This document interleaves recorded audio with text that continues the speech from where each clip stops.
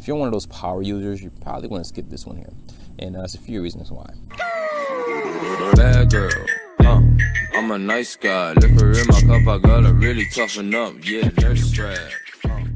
So here we have the Blu R2 Plus 2019. It is a device that came out this year, about a few weeks back, from this company that we all know is Blu.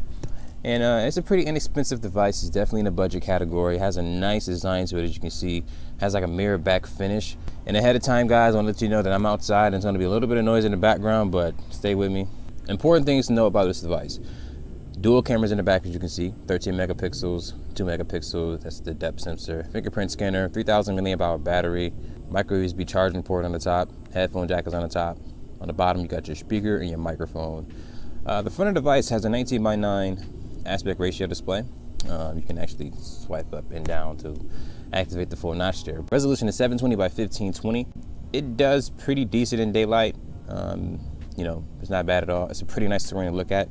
Internal specifications is 2 gigs of RAM, 16 gigs internal storage. MediaTek processor running clocked at 1.4 or 1.5 gigahertz. It's a quad-core processor. Unless you're one of those users who don't need much from a phone, this phone will be for you. If you're one of those power users, you probably want to skip this one here.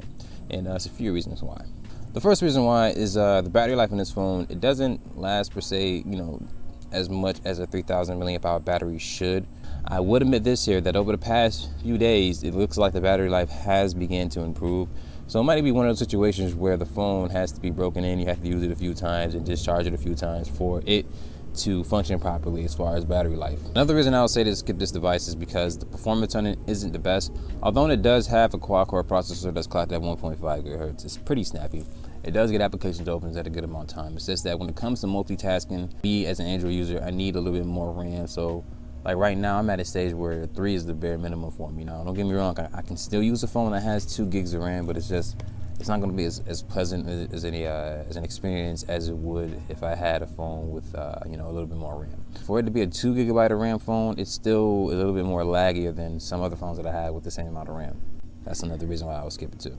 But some reasons that I would actually buy this device here is that it gives you access to certain features that a lot of flagship phones are known for these days. At one point in time, the notch display was a flagship feature, and we knew that it would trickle down eventually to the budget market, but it's definitely there. So that's one of the positive things about it. It's a dual camera. You get the portrait mode on here.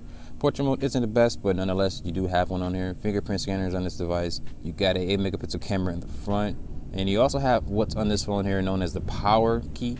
What the power key does is that it actually allows you to accelerate the phone's performance. So if you just hit it here, you'll see that you get 2 options, accelerate and power save. So power save would obviously put the phone in the power saver mode, and accelerate would, you know, I guess, speed the phone up in theory.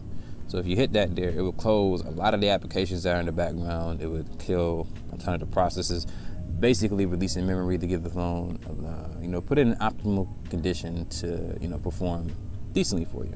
I noticed that when you do that, the phone does seem to pick up a little bit there, but it just really all depends on what you want to use this phone for. If you want to edit a video or do a quick edit on the picture, I would say this phone probably wouldn't be, you know, the one to do it on, even if you hit the accelerator key.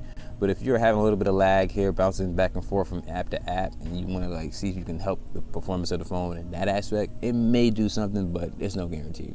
I would say the looks of this phone here is what really pulls a lot of users in, and the performance of it, to me, in my opinion, isn't really worth it. Now, like I said, if you're a user who just uses the phone for the basic things as far as social media browsing, emailing here from there, quick texting, phone calls, basic things like that, then this phone will be for you. But if you're a gamer, this phone wouldn't be for you. A power media consumption user, I just made that up. So someone who watches a lot of Netflix, a lot of YouTube, a lot of Twitch, you stream a lot of podcasts, things like that, this probably wouldn't be the phone for you, because it won't be able to store things that you have playing in the background in the RAM. It would just lose everything and you'll have to start over. So in conclusion, should you buy the Blu R2 Plus 2019? I would say, yeah, if you're looking for basic needs and basic usage. Skip it if you're looking to be a power user, because this is not a power user phone. So be sure to like this video if you haven't liked it already. Subscribe to the channel if you haven't subscribed. And if you decide to subscribe, make sure you hit that notification bell so that anytime a video is posted, you'll be notified of it. And guys, please share this video with your friends or family and let them know that not all Android cameras suck. It's just not true. But until then, my name is Max the Rock. Thank you for watching this video. Have a good day, y'all. Deuces. Nurse strap.